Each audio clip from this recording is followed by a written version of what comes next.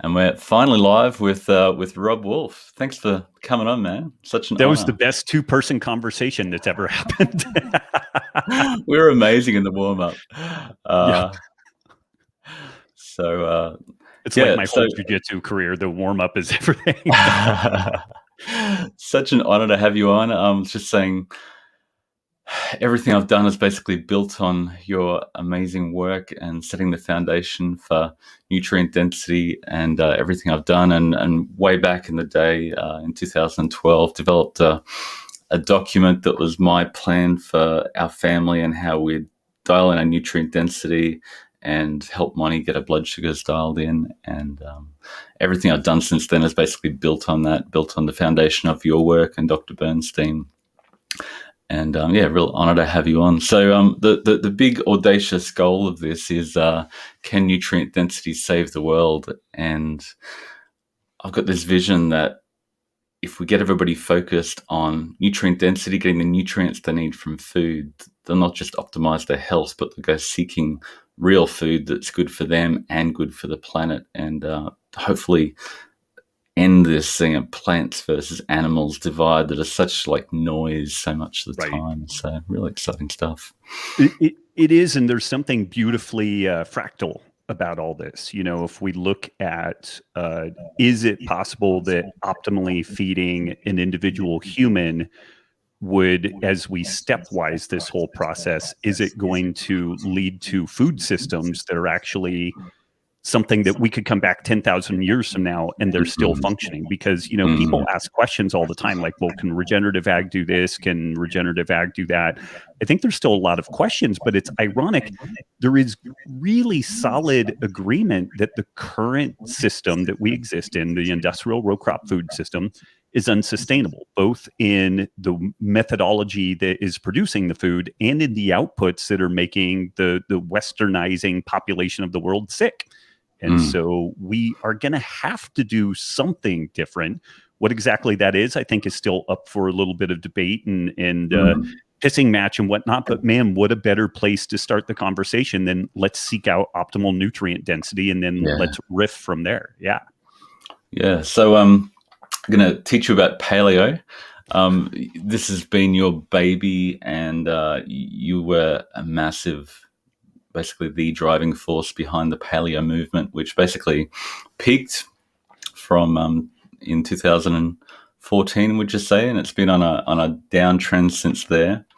And then you've been fairly involved in the keto movement, which seems to have peaked around 2019. So I suppose the question going forward, it's like choosing the best parts of your two children and creating a Frankenstein's monster from that.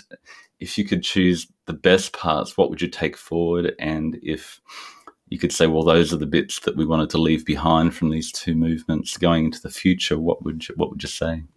Yeah, paleo is interesting in that it provides, and maybe ancestral health more broadly, but paleo provides some insight into the potentiality around nutrient density. And then I think it also makes us aware of immunogenic foods. So we have these kind of two things there. And then if we motor through that, if we're thinking about nutrient density, and then I would even put the immunogenic foods in maybe a side cart, but let's figure out how we do kind of metabolically with carbohydrate versus fat. I'm just one of these people. I've done everything I can think of to improve my metabolic flexibility. I don't want to be the guy that, gets an orange here and there and some blueberries here and there. And that's kind of my optimum thing. I would love to have a little bit more than that, but that's just where I operate well. So, and like I've vetted that. I still tinker and try to find ways. Like I donated blood to reduce my iron overload and hopefully reduce systemic, oxidative stress to be more metabolically flexible. And it didn't really do that much for me. I see it really benefit other people, but I think if we take that nutrient density idea, very protein centric, figure out if you operate better on fat or carbs or combo. And then just pay attention. Like, do you have any GI distress? Do you have any kind of autoimmune type things like creaky joints or some neurological issues? Like I got to say, probably 10 years, I was ascribing what I thought was blood sugar dysregulation to an Mm. egg intolerance. Like I was Wow, yeah. seriously intolerant to So eggs, many and I ate people them are almost every intolerant to the day. eggs and grains Yeah. and yeah. Yeah. So I think that, with that, I don't know that we hit every single stone that you would want to turn over with nutrition, but man, you get probably 95% of people 85% of the way to the middle of the Yeah. bullseye. And then we can start riffing and iterating and whatnot, but with a really simple heuristic that shouldn't be super controversial. Like we can start sorting and shuffling people in a really effective way. Mm. Yeah. So, and then the next trend coming seems to be the vegan movement, which, or plant based, or whatever the hell that means. I suppose the thing that I've probably a big advocate more than most people in keto and paleo for nutrient dense veggies, which provide a lot of the harder to find nutrients for a lot of people if you can tolerate them, because Right. that's just where the numbers lie.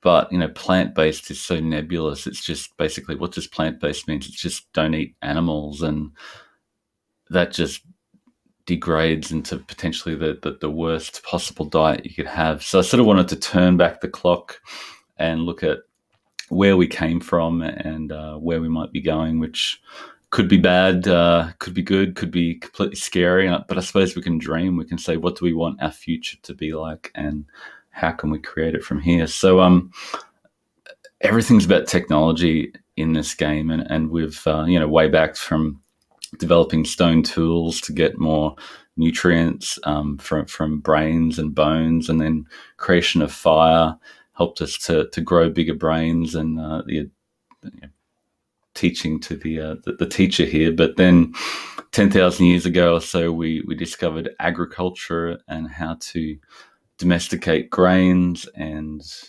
then our population took this step change basically about 10,000 years ago, give or take. We don't have exact data, but and then that sort of motored along from a fairly flat line rate to a fairly steep rate more recently. So yeah, that's everybody talks about how can we feed the world, but I think another question is, how have we got here? How have we created this population? Nobody wants to talk about population explosion and what's created that, but I think that's a really important factor. And I think these guys, Haber and Bosch, who patented the ammonia fertilizer production process in 1905, have probably had the biggest impact on our nutrition over the last 100 years or so, especially. So they initially worked out how to take methane, turn it into ammonia for use initially in the world wars for explosives, and then in the 1930s, 1940s, it started to ramp up really aggressively, and it just facilitated this population boom around that 1940s, 1950s, 1960s, up to 2.1% per year. So fascinating statistic here that about half of the world's population wouldn't be here if it wasn't for synthetic nitrogen fertilizers, which is just mind-blowingly incredible. Right. And what are we doing? Are we just perpetuating that process? And I don't know whether you have any. I published an article on regenerative agriculture a while ago and had this chart in it, and some people said, our ability to extract natural gas is basically unlimited. It's an unlimited supply. And it's like, okay, if it doesn't end, what happens? It's a fairly dystopian future if we keep on fueling our nutrition, our food system with just empty calories from natural gas. But if it does run out, what happens? I don't know. Do you have any educated thoughts on that? Well, I think that if anything, there's an important point to look at. Like, I like the historical view. 1970s, 1980s, there were groups of folks that said we're going to run out of fossil fuels. Like, we're going to run out of them, and this world is going to end as a consequence. And now we're in this ironic spot where the same kind of flavor of folks are saying we have too goddamn much of this stuff, and the world's going to end as a consequence. So that's one thing, and I would overlay that amidst like climate change writ large and a lot of kind of Malthusian doomsday type stuff. And again, this gets out into like kind of social political things, which will piss people off and can get you canceled and whatnot. But it is interesting that as societies industrialize and they get wealthier, people have fewer children. This is just kind of one of these natural processes, and we're maybe 30 years away from lifting the totality of humanity out of abject poverty. And then, and so there's kind of an interesting moral dilemma there. Like, does the developed world prevent the developing world from getting the same kind of privileges and ease that we have? And it's fascinating. Even in developed countries, people say, but we use a lot of resources. We do, but we get really remarkably good at using fewer and fewer of those resources. Like the aluminum per capita that is used decreases because we're able to make things thinner and smaller, and packaging innovations and whatnot. So I'm kind of in that Matt Ridley-esque a rational optimist camp, where I don't see technology fixing every problem that we have, like overfeeding the world terrible calories that are engineered to be hyper palatable and impossible to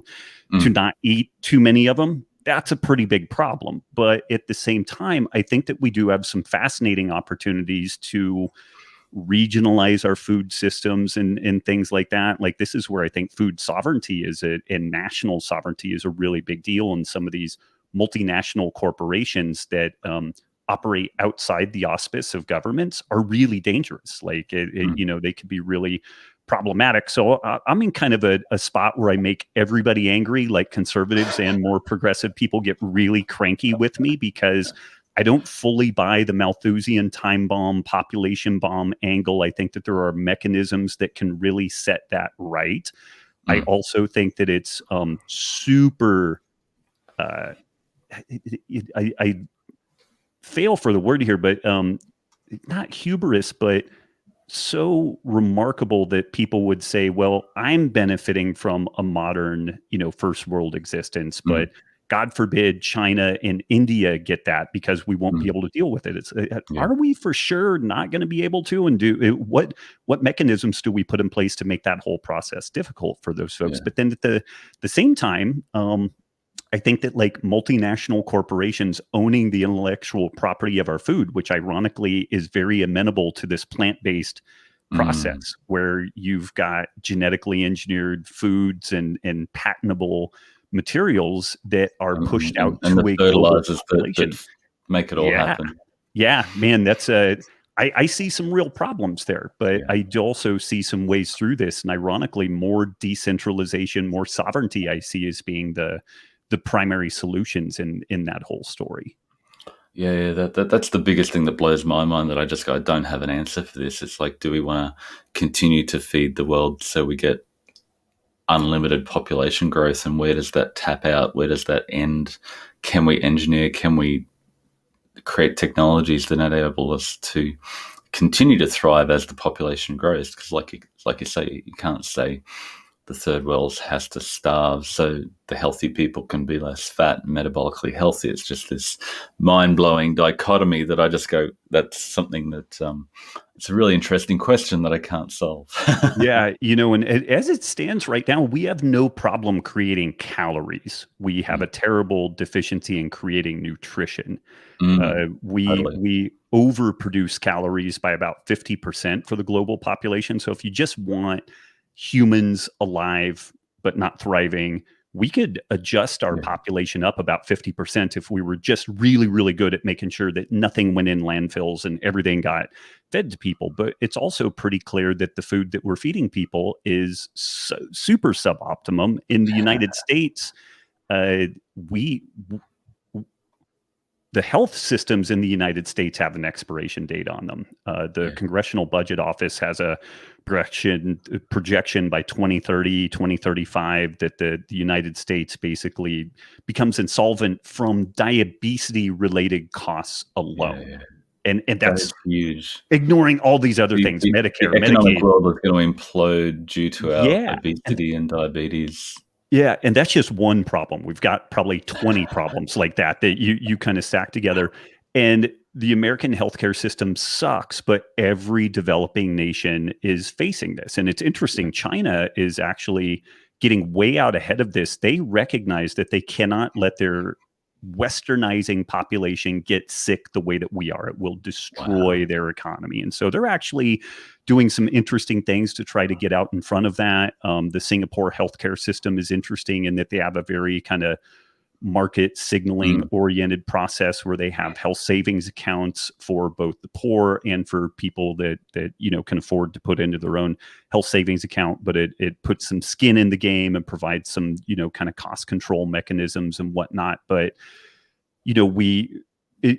at the same time that we face a challenge, everybody focuses just on kind of like calories and number of bodies, but there's this whole like economic potential calamity that we could face if we feed people in a way that makes them so sick that it's untenable to be able to deal with them. And Diana Rogers and I, when we talked about a little bit of this in Sacred Cow, when you just think about the carbon footprint of dealing with diabetes, the dialysis tubes and the syringes and on and on. It is jaw-dropping. We didn't get to put a lot of that material in the book because it was already kind of huge, but there's massive resource allocation there just dealing with sickness, to say nothing of the the kind of economic infrastructure that shifts over to try to deal with that. Yeah, and the loss of productivity due to people, et cetera, et cetera. So in Wired to Eat, you had a bonus chapter that completely fascinated me that looked at what happened after the Vietnam War and how the farming practices changed. So not just did we get a focus on fossil fuel fertilizers, which just ramped up production, but in the 50s, 60s, things changed. Do you want to talk about that? Yeah, it was an interesting confluence, and luckily I was able to recycle that chapter and put it into Sacred Cow. So we did finally get that one in print. But I thought it was just so important, kind of what you're doing with this. Like how did we get here? So we have a little understanding about all that. And we had, I think most of the folks that follow you will be familiar with like some of the Ansel Keys story, and that wasn't entirely on point with the like the 7 country studies and whatnot, but it definitely had a lot of impact. Like it definitely influenced some people at key points in government. And then it was right around this time that Richard Nixon played a really interesting role in this. He was behind in the polls. He needed a large conservative base to support him. And he had this idea of reenacting some farm subsidies to kind of endear the farming base to him. And it worked. He got reelected. This farm subsidies program got rolled out. And in short order after that, we saw a shift from the 4 food groups to the food pyramid, which was very kind of grain-based, very low fat in orientation. So long as it was low fat, you were good to go. And that's where we saw things like Snackwells, come online and got the stamp of approval from the American Cardiology Society and stuff like that. And it was also right around that time that I think that the process for converting corn into high fructose corn syrup had been established for quite some time. But folks figured out a way to really do that at scale and for very little cost.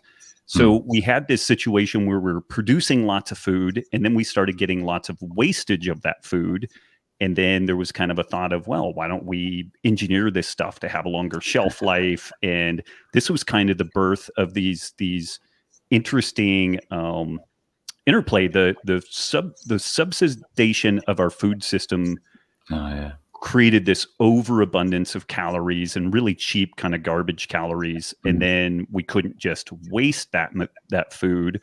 So it kind of went hand in glove to the development of what we would, call the modern junk food industry, which it benefits from a subsidized food system. So, and this is kind of where we are today. And the interesting thing for me, and I know you've fought this battle a lot, you'll get the low carb jihadis on the one side, and then the folks on the other side of the camp, and they're like, well, it was all carbs driving this. And then other people say, no, our fat intake has increased. And the reality is that it's kind of shitty fats wedded to garbage carbs. And because nobody's just eating table sugar. Nobody's just eating flour. People are eating things like Doritos and Snackwells and stuff like that have been engineered to be hyper palatable and have every flavor combination imaginable. And it works beautifully for getting people to eat this stuff. And it's so fascinating going into a modern supermarket. You'll see a 2-liter bottle of soda and it will be cheaper than a Mm. 1 liter bottle of water. And I am stupefied by how that happens. Like, this thing has, Not to mention the vegetable oils and the sugar, which are like dirt cheap. It's the absolutely rock bottom cheapest source of calories you can get, and it's just so high profit margin because it's subsidized and yeah, hyper palatable, engineered, and people just can't stop eating it. yeah, long shelf life and everything. And so we have a lot of problems to unpack with that, and the massively misaligned incentives. And it's interesting. I wouldn't be surprised if the bulk of this stuff gets sorted out in the developing world, because Yeah, I've had outreach from some places in the Caribbean and some places in Central America, some people fairly high up in the governments there, where they're like, we can't afford to let our population go down the route that you guys but are going. I'm America like, no, has. you can't, and so there's some significant awareness there. It's always challenging though, because these food companies make huge amounts of money. The Mm. petrochemical industrial ag, lots of money. So it's pretty Mm. easy to pay people off and like, hey, you can let this thing slide, and Look so it's over gonna, there. Don't look at this. yeah, so it's going to be challenging to find people with real integrity that they're looking down the road and like, we have to protect the health and kind of the sovereignty of our populace, or we're going to be, doomed, similar to the United States. Yeah.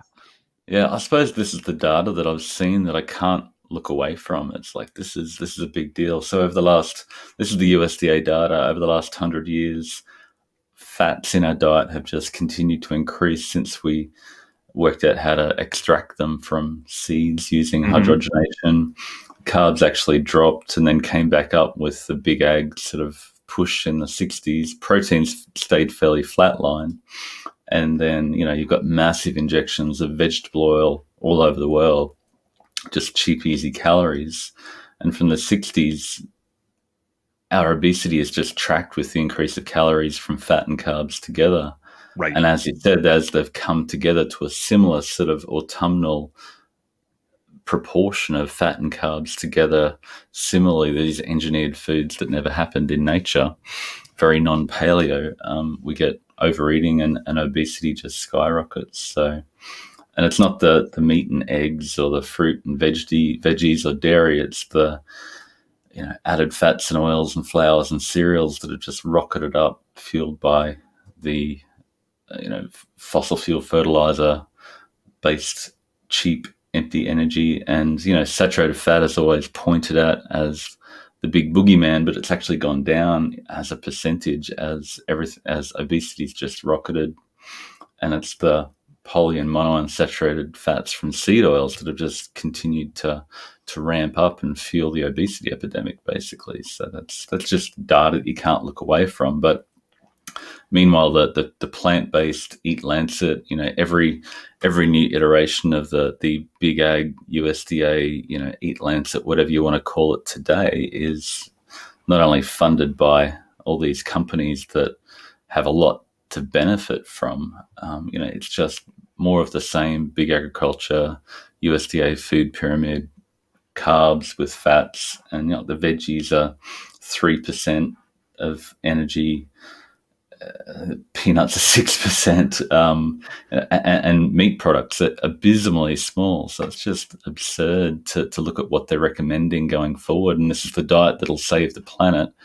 But are we just headed for this? This is the dystopian future of Wall-E that is just, I think, where we're potentially heading if we just keep on fueling with empty calories. Yeah, it's maybe worth mentioning. There was a time in my life when there was childhood diabetes, which was type 1 diabetes, and then adult onset diabetes. And those two Venn diagrams didn't really overlap. And Mm. now I think the youngest Mm. documented case of insulin resistant type 2 diabetes in a human now is like 18 months old, where the child ended up on insulin or secretagogues and So whatnot, and that was unheard of 30 years ago. So there's clearly something that has changed, and we do still bicker over the exact mechanisms, but by hook or by crook we're overfeeding ourselves in some way. under nutritioning ourselves by extension. And we have a hell of a problem that we're going to have to unpack with all this. Yeah. So how much do you think I suppose the biases are just inherent sometimes, and you make a judgment based on your beliefs, but how much is the whole fear of fat and saturated fat and animal-based foods driven by just a belief system underlying religious, economic, that you know they believe the fear of saturated fat and fat is sort of useless, but motivated by big agriculture to sell more of their agricultural products. Yeah, it's interesting. I mean, as a baseline, this kind of vegan centric worldview is very sexy, very soundbite worthy. At Mm. an intuitive level, it makes a ton of sense, even though intuition fails us oftentimes, and that's where we need science to get in Mm. and parse this stuff out and go beyond our assumptions. But if you adopt something like a vegan diet, you will live forever. You'll never have any type of disease. You will save the planet. You are not harming animals, and you are instantly morally superior. And like that's and it's soundbitey like that, and Yeah. everything from It's Eat, hard Land, to Set, combat. World Health, yeah, World Health Organization, down to the people we bicker with on social media buy that, and then to offer a reasonable and not as hyperbolic a response requires kind of a mini PhD course in economics, thermodynamics, ecology. I mean, you have to do a remarkable amount of unpacking to just address, well, is the greenhouse gas contribution of grazing animals the most concerning feature of climate change?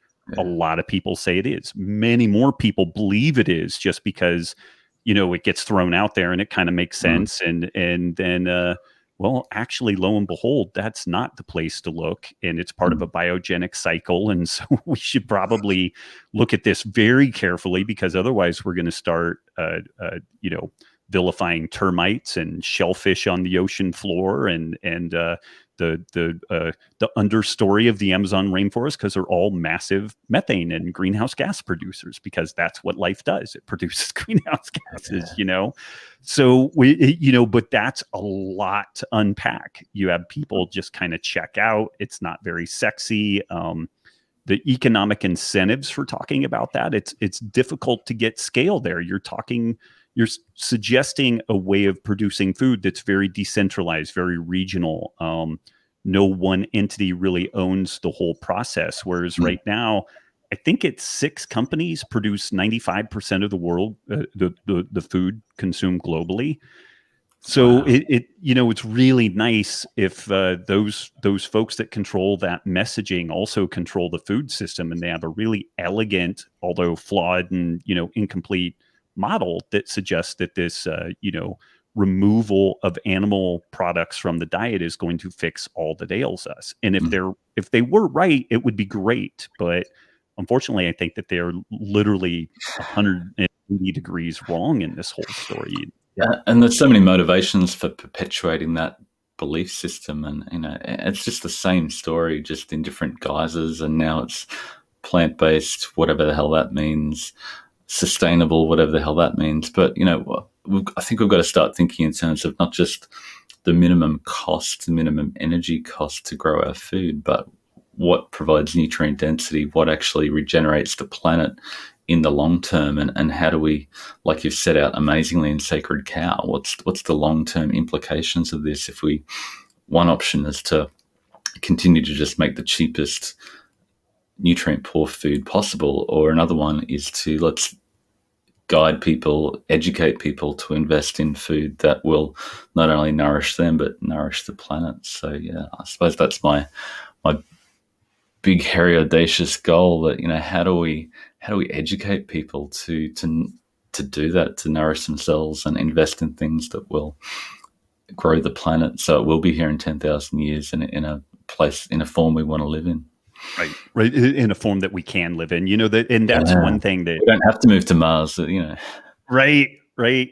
That's one thing that chaps me on the like, we're going to save the planet. The planet will be here. The Yeah. question, will humanity be here? And this is something that the hubris of this proposition almost makes me angry. Like, if I didn't have kids, I would probably be advocating for the implosion of society just to see people kind of have a wake up call of like, oh wow, things can be really, really bad. But the the proposition here is that we might save ourselves. We might save humanity. And there are a lot of people that don't think humanity is worth saving and that we're this horrible parasite and, blight upon the earth. I'm really not of that camp. I think that humanity is amazing and definitely worth saving, but it's going to take a really nuanced approach to this thing. I don't see nuance winning very many days at this point, with cancel culture and kind of the interesting interface of like big tech and kind of socio-political topics. It's very hard to just even have discussions about this, Yeah. suggesting that animal husbandry might actually be of benefit for mitigating climate change and for addressing, say, like different social justice topics. Mm. Dude, that's a spicy meatball. Like, you can get in a lot of trouble by just saying, "Hey, can we have a conversation around this?" Maybe I'm even wrong, but this is my thought. Can Yeah. we have a discussion around this? Tell me why I'm And wrong. yeah, yeah, Yeah. I think that the robust, you talked about what happens if we just have a single monocrop culture. What was your planet in Sacred Cow? Your oh, it fictionary was Grass World. Yeah, grass Grass world. World. That was a brilliant Yeah, analogy, and just the importance of having as animals much and plants diversity as all you can. mixing together. Mhm. Ecological diversity is where it's at to make a robust, sustainable planet for the long term. It's not just minimum cost agriculture that takes empty calories, empty energy from methane, basically, and injects it into the monocrop culture food system and then into humans to just grow bigger, more humans. That Right. we're not growing higher quality humans, and to continue to improve and evolve, and we're going to need to be high quality humans so we can continue to improve rather than de-evolve. So yeah, it's a pretty Yeah. scary prospect. And even on that energy side, even if the world decided, let's say some whiz bang engineer in Australia develops fusion power tomorrow, and we have unlimited energy, and so this energy constraint and the carbon footprint is a non-issue. Like, we literally Mm, have unlimited energy. And so we could produce row crops till to the end of the earth, and we could use all that to grow meat in a vat and synthetic meat and all this type of stuff. We still have this real bugger of a problem that we're losing our topsoil like crazy. And so mm, this is where there's multiple dead ends on this story. So even if we solve the energy problem and the carbon footprint problem from food production in general, nobody knows exactly how many more harvests we have. Like, there's numbers thrown out. Oh, we have mm, 60 harvests, and when you really look at the data on that, it's not there. Like, it really depends on the region and the situation and all that type of stuff. But there is an expiration date on our mm, current industrial row crop food system, and that is actually something that is very well understood. mm, And this kind of planet of the vegan model is the only way that that can be done is via the industrial row crop process. Like, it's mm, kind of ironic. The only thing that you could operate at scale that could, in theory, go on necessitates the involvement of animals. And even in our current system, like, cattle are used as nutrient upcyclers. So when mm, you harvest your field of corn or wheat or rice or what have you, they bring cattle through there to eat the crop mm, residue. The mm, cattle are fed the leftovers from ethanol production, both industrial and more for booze. And so, as it is, there's some amount of usage of animals, particularly ruminants, in the upcycling of nutrients and renutrifying our mm, farmland. mm, If you remove that wholesale, as many in this kind of vegan centric model suggest, that's gone, and then we are stuck in this scenario in which the Haber Bosch method is incredibly efficient so long as you ignore all the externalities. If you ignore the fact that it destroys our topsoil, if you ignore the fact that it destroys huge tracts of our oceans and creates these dead zones, it looks great on a short time scale. It's But so on a efficient. longer time scale, it Yeah, starts breaking down. And this is something that totally. makes me crazy about economists. It's like the system isn't that efficient if you really factor in all these other externalities and the fact that there's an expiration date on it. That system will fail once topsoil is gone. Yeah. And the only way to regenerate the topsoil is to bring the animals in and have some time of resting for those Yep. soils that gets nutrients back in there. Otherwise, we're just burning through the same soil, just putting a few, you know, potassium and nitrogen and into the soil, and that's all we're getting out. We're not getting out Yep. any nutrients because they were gone 50 years ago when we started using these aggressive farming practices. So that's a good segue to some more data and charts, which are close to my heart. But this is the potassium change in our diet over the last, you can see it's dropping from 1940s as we started using these aggressive practices, and this is potassium versus satiety. So basically, as our Mm. diet contains less potassium per calorie, we eat more, similar to the protein leverage hypothesis. We Hmm. want, we have to keep eating more until we get the protein we need, until we get the potassium we need, until we get, sodium is actually in this analysis had the highest correlation with obesity as sodium content of our soils dropped, of our food system dropped.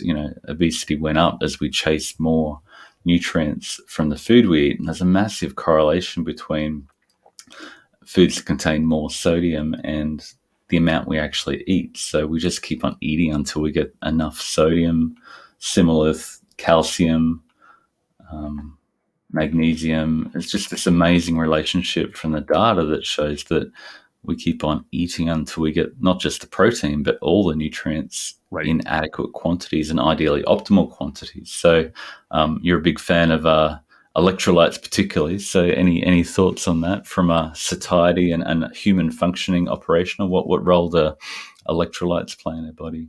It's really interesting. Clearly, it's self-serving because I'm a co-founder of Element, so I want everybody to buy it and everything. But it is interesting in that when we look at the most tightly regulated physiological parameters in our body, I would say pH is probably the most tightly regulated. Like the body just battles to keep within very tight parameters, and Mm, that's because our enzymes only operate within these very specific parameters. If you get too high or too low in pH, you feel terrible or you die, and it mm, happens rather quickly. The only thing secondary to that really is electrolyte status, and so mm, this is something that it really makes a lot of evolutionary sense that this would be very tightly regulated and that there would be kind of evolutionary rewards for seeking out foods that are adequate in these, mm, particularly sodium and potassium. I mean, mm, all of life, every neuron that fires, every muscle that twitches, it's sodium potassium pumps. So mm, and interestingly, as an aside, protein-rich foods tend to be the mm. richer sources of sodium and potassium. So then protein leverage hypothesis again. It becomes kind of fractal. We only need to address this to get all of that. And so we The, don't the need to alignment between micro. protein and nutrient density is incredible. Like as you eat, Yeah, more nutrient dense foods, they contain more protein and vice versa. You just can't separate the two. So right. nutrient density and protein are all interrelated. Yeah, yeah. So I do see that it it's fascinating that if we reimagined a system in which I mean, just if rivers weren't dammed and you still had, flooding of areas Mm, and you had nutrients that were getting reestablished. I read a paper that was kind of chilling that was talking about arboreal forests that are quite far inland in places like Europe and the United States, where once there were huge salmon populations that would mm, make their way upstream. These areas are becoming very phosphorus deficient because there was a time when these salmon would make their way thousands of miles mm, inland.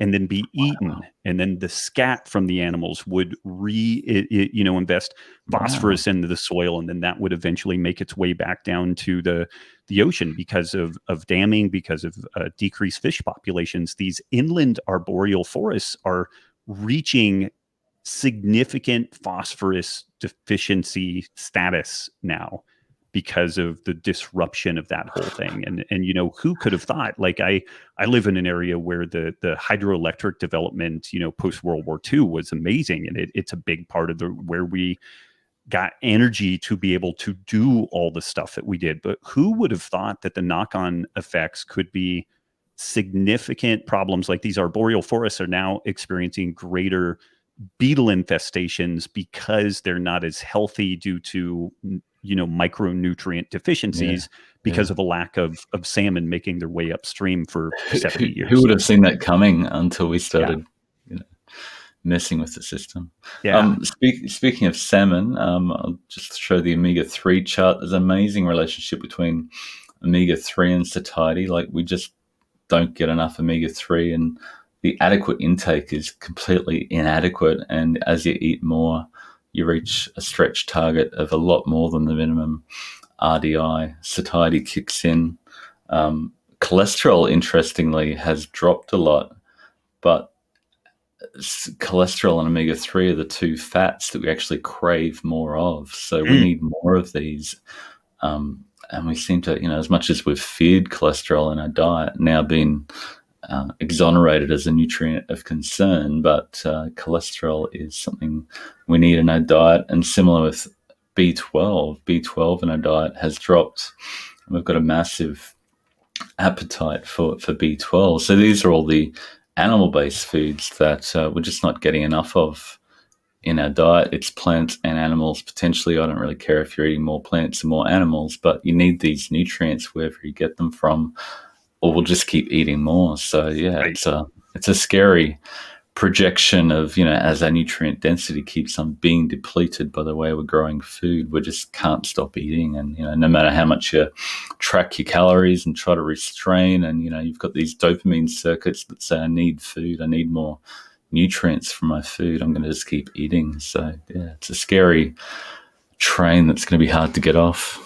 Well, and from an engineer's perspective, it really probably is particularly scary because you see these multiple layers of redundancies all leading to the same endpoint. Yeah. If I'm deficient in this and this and this and this, it all has mechanistic drives to Yeah. increase hunger.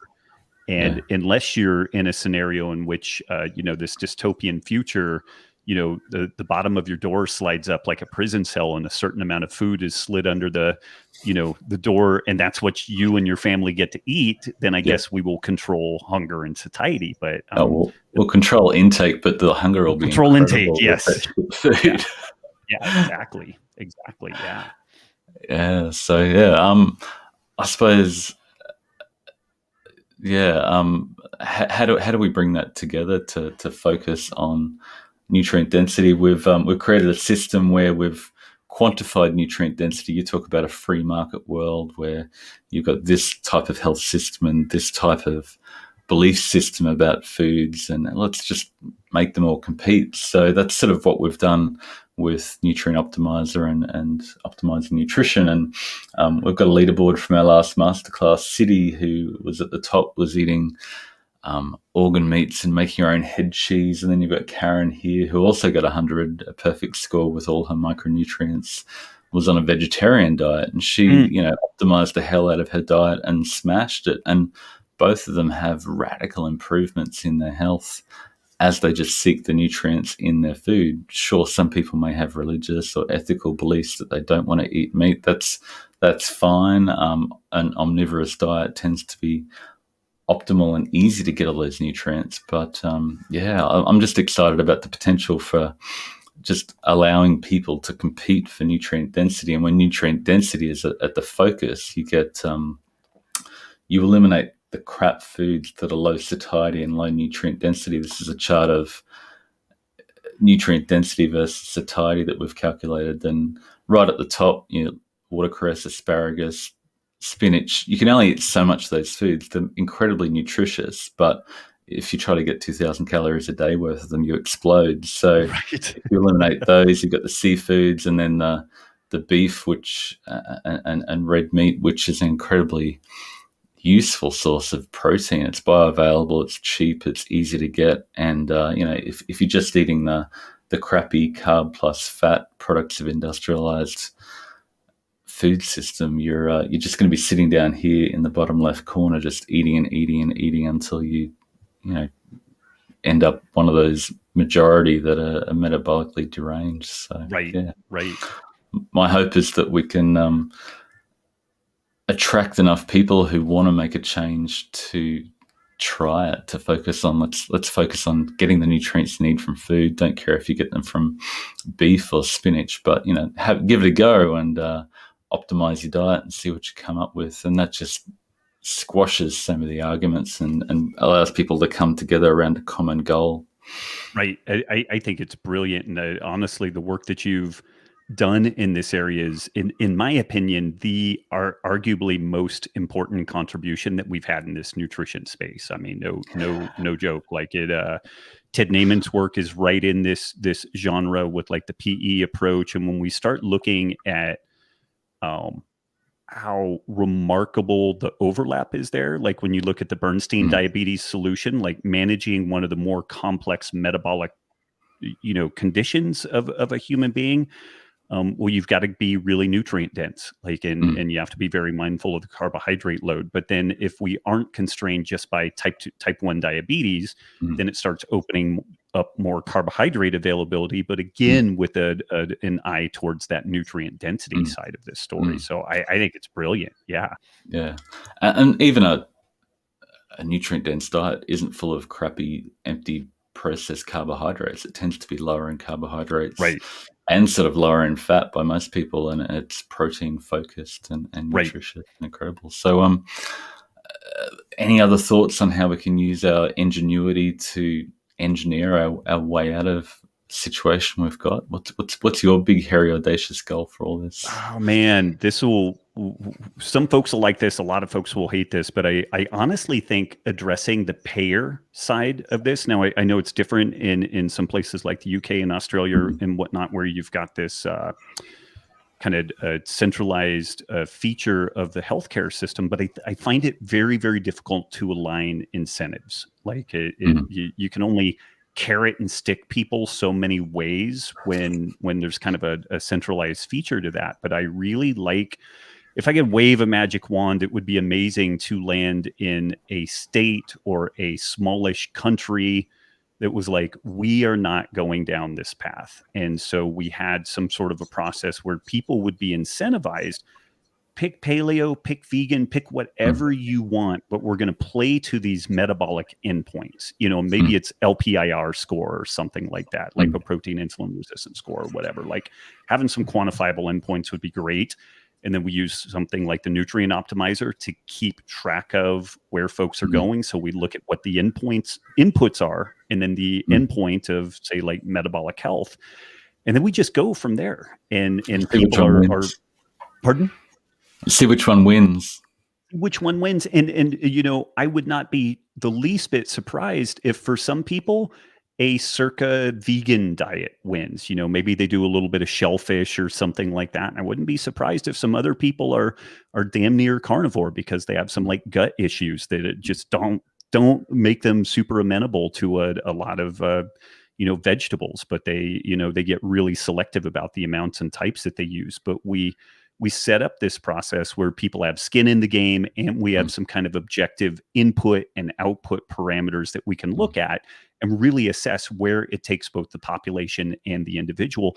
And the ironic part of that is that's not that complex. Like, it sounds complex, but it's really not. With modern apps and the ability to mm. track and input and whatnot, I Yeah. think that there's some really interesting opportunities there. There's actually a couple of outfits that are now starting to incentivize health outcomes, not just quote healthy behavior, but quantifying the outcomes.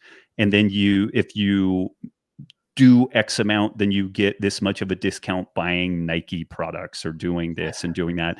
And my understanding is that the ultimate goal for these outfits is to become insurance companies also, and then offer, really amazing rates to the folks that are taking care of their health. And the other interesting thing about all that is, people talk about like resource scarcity and equal access for folks and everything. If we just deal with the 8,000-pound gorilla in the room of metabolic disease within westernized societies, we have so much goddamn money to throw at every like cancer and rare genetic diseases. Like if we weren't dying in the droves from metabolic disease, we would have so many resources to address everything else. Like it literally, healthcare would be free, but not from kind of like the socialized medicine perspective where like, okay, we're actually paying a lot of taxes and it's getting redistributed. It's that if somebody gets hit by a car or they fall off a building or they get an infectious disease, then we have to deal with that. But almost everything else that we deal with is metabolically driven. And so there's all these resources waiting to be reallocated to deal with all this other stuff, pre-existing conditions, autoimmune disease, and even in that autoimmune disease world, we know for a fact it is so crystal clear that if you eat in a way that provides adequate nutrient density, that is low in the immunogenic foods, those endpoints improve also. So, if we could get out ahead of that, instead of it being an implosion of our healthcare system, it could be an explosion in health. And like even the most marginalized in our societies would have their needs taken care of. There wouldn't be a limited pool that we're dealing with. It's literally like, hey, what else can we tackle and just like make it go away because we're crushing this stuff. Yeah, you'd have all this available research funds that you could throw at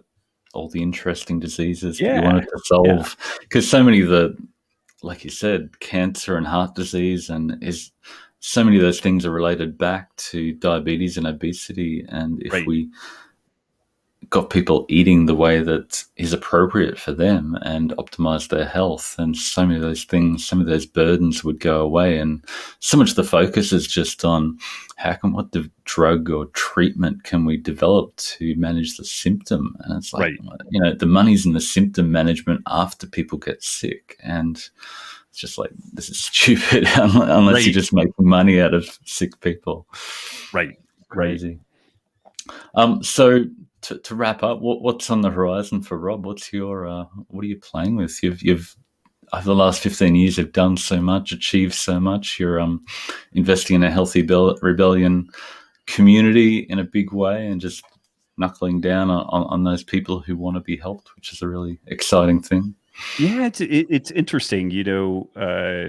We developed the Healthy Rebellion because we experienced some of the kind of big tech cancel culture stuff. Like our website went from, pretty significant amount of traffic. And then we woke up one day and 97% of the traffic was gone. Wow. And we were among a group of folks. It was an interesting mix. Like there were some folks that I think are pretty far out there on the fringe, like some very anti-vax and whatnot. But the interesting thing is like the low carb scene, the Venn diagrams with like really hardcore anti-vax, like there's a remarkable homology there. Like there's a lot of overlap on that.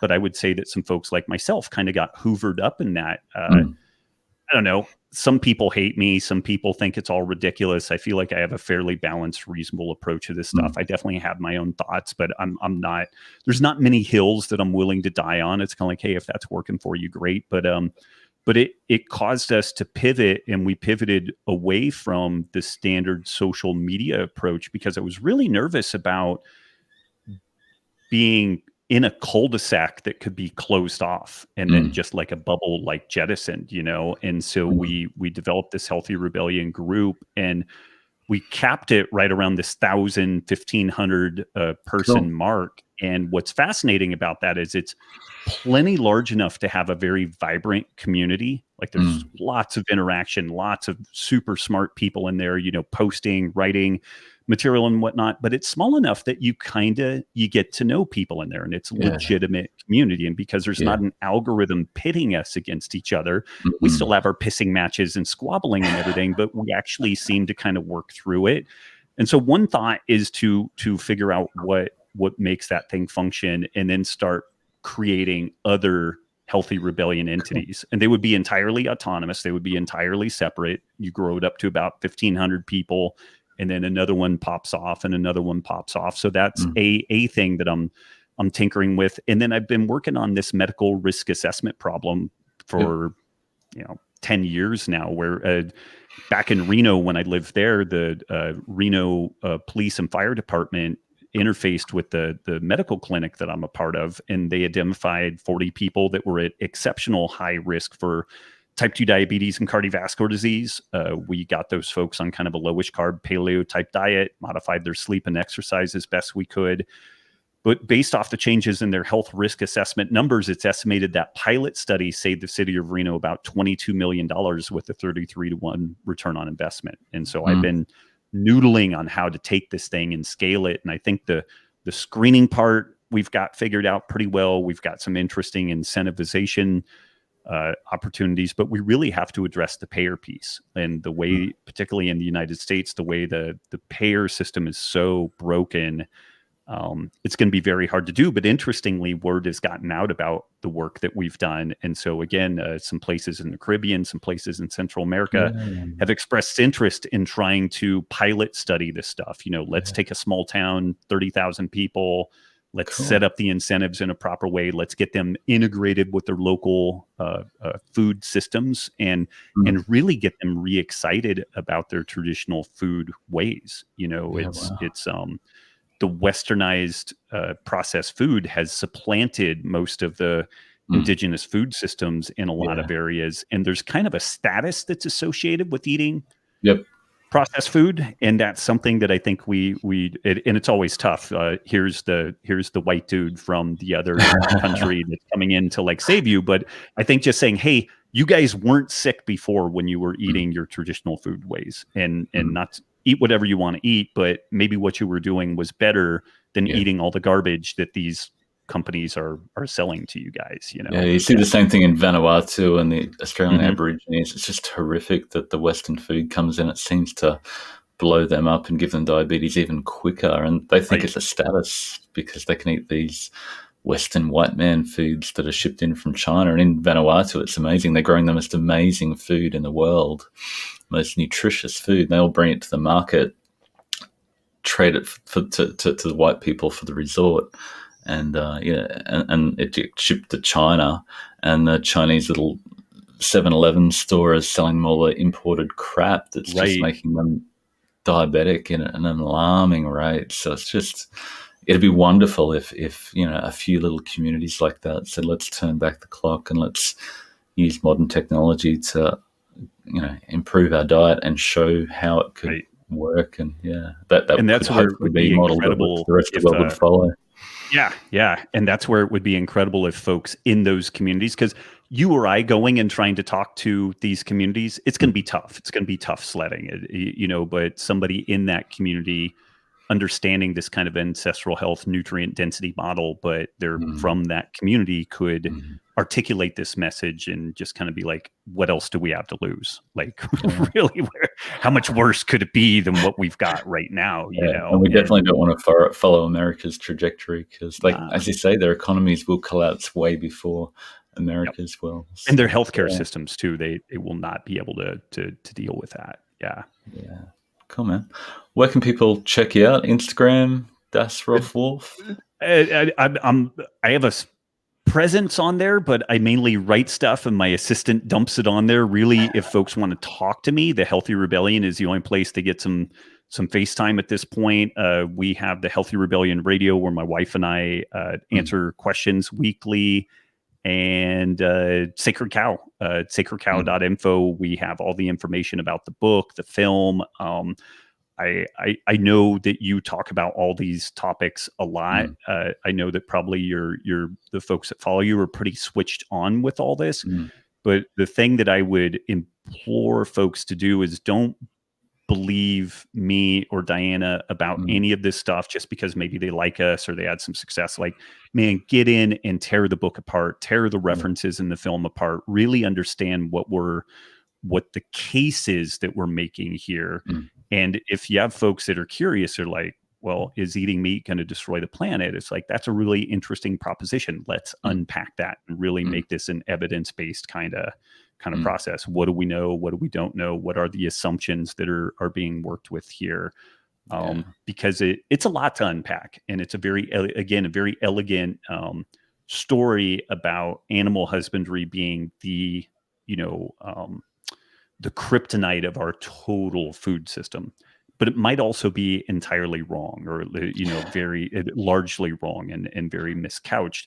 And so, if we get that wrong, if we respond in a way that this is, it's kind of like when people will do the driving simulators, where they'll make a time lag on like the steering and the brake and the gas to simulate being drunk. Like, if we don't have proper intel, if we don't have good information, then we're going to make really terrible Yeah. decisions, and those Yeah. decisions may actually make this whole process worse.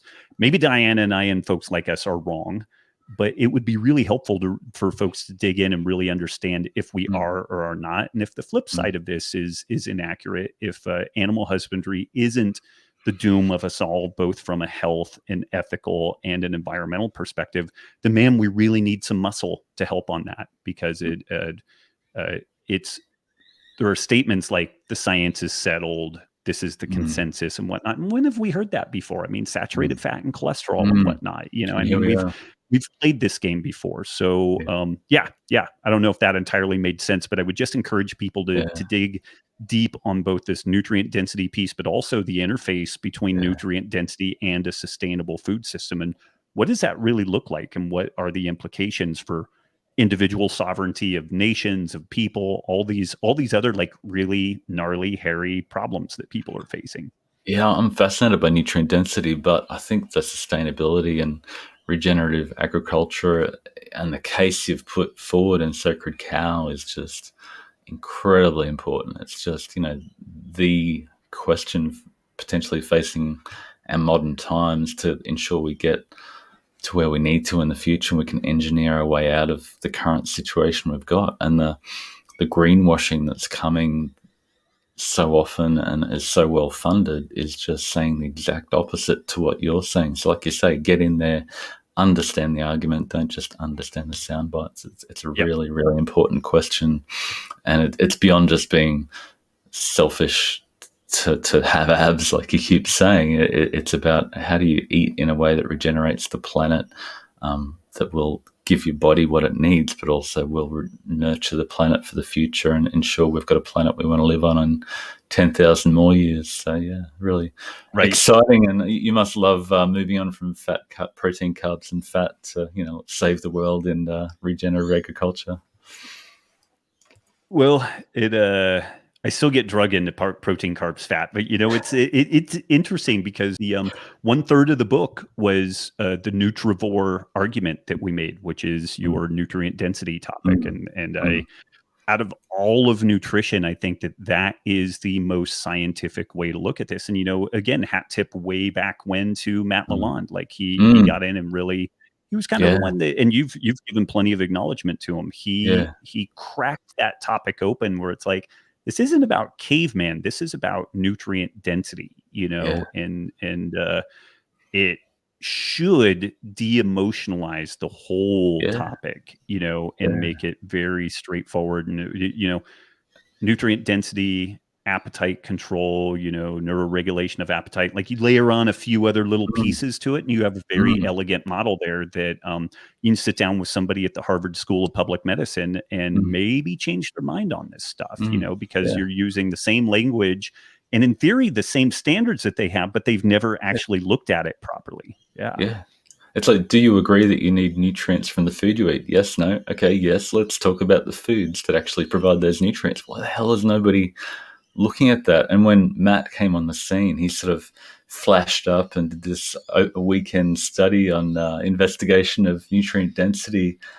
And you talked to him, and then Cressa talked to him. You did a AHS 2012 presentation, and I went, "This is freaking incredible! This is the game changer." And then he went off the scene. It's like, what the hell?